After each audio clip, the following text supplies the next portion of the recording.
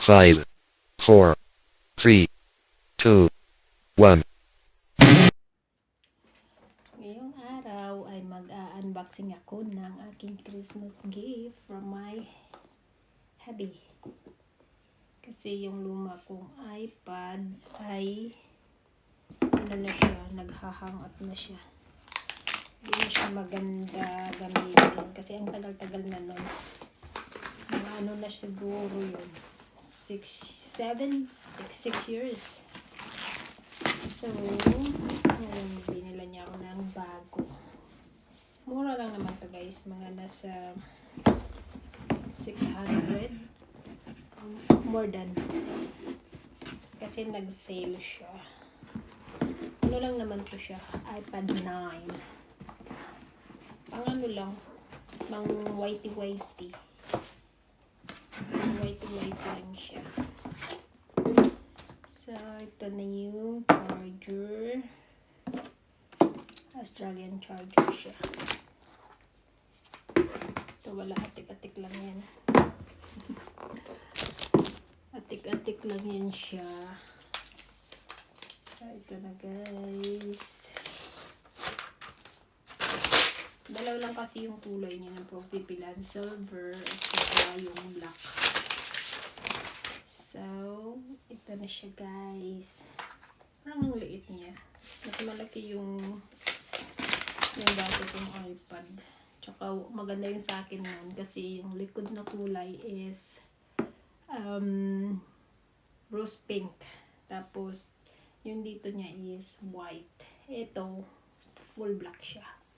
Which is I don't like much. Pero walang choice. Kasi, pinigyan na nga tayo. Magre-reklamo pa, diba? So, be thankful. Be thankful na lang tayo. Ganun. So, ito yung cover niya. Mahal din pala ng cover dito. Nasa $50. Walang sale ang cover. Ang maganda siya is, thick one. Thick siya. So, yan. Ang ganda ng kulay niya. And then, bumili na rin kami ng protector para hindi siya mabasag. Kasi ako, very careless ako. Lagi akong nagpapalit ng glass protector kasi nga, lagi nahuhulog. Lagi siya nahuhulog. So, kailangan talaga may protector. Yung dati kong iPad, nakailang protector kaya yan. Tapos yung cellphone ko, nakailang protector na din yun. Kasi nga, talaga ako guys. Hindi siya masyadong, hindi ako mahinhin.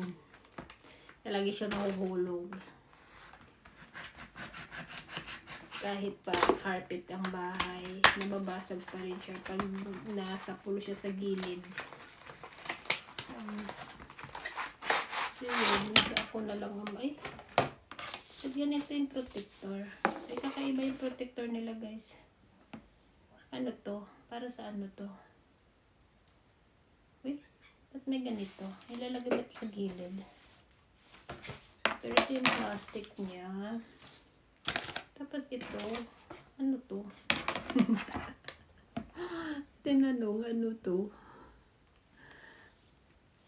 Ano to? Pagkadun ba to? Pinapasok ba to? Ano? Ganun ba to? Ba't parang laki? Ganito ba to? Parang example lang. Alam yan. So, ano siya guys. So, yan na. Try ko nga. Kahit wala pong protector. Baka hindi siya kasya, no? Tapos, ang layo-layo pa ng binila namin kasi 2 hours drive pa yun. Kaya kasya naman. Ang heavy. Ang bigat niya. Ang bigat. Ang bigat ng ng iPad. Yung cover niya sobrang bigat. Parang nagbit-bit na ako ng laptop. Ang bigat niya. Ang bigat pala ng cover na to. Ngayon ko lang na-notice na ang bigat pala niya. Ano talaga siya? Super thick. Ay, parang ano pala to. Kung nakabili ako pala ako ng may ano kasi to, may ano to, keyboard. Tsaka ito pala yung lagay ng pen. Ito pala yung lagay ng pen, kaya pala may ganyan siya, kaya heavy. Pero di ko siya bet. Ang ganda niyang kulay niya, maano siya, matibay. Pero ang heavy, ang bigat-bigat niya.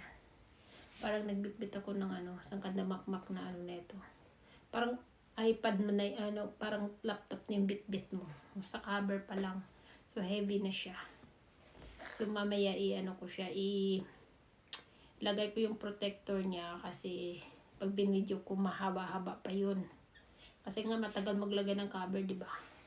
So ito na lang muna siya. So mamaya ko na ito ilalagay. Kasi in-install ko na siya kasi gagamitin ko siya mamaya. Ano na naman to? Yung pinaganon-ganon mo siya. Ito pala, yung pag nilagay mo yung protector, igaganon mo siya. Yan. May ganito pa siya.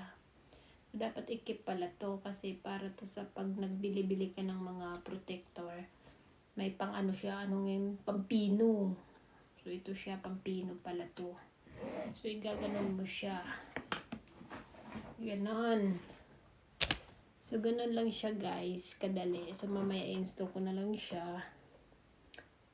So thank you sa asawa ko na laging nandyan pag walang tupak lang. So yun lang guys, and thank you for watching. Please don't forget to subscribe my channel, Kate Dimson. Bye.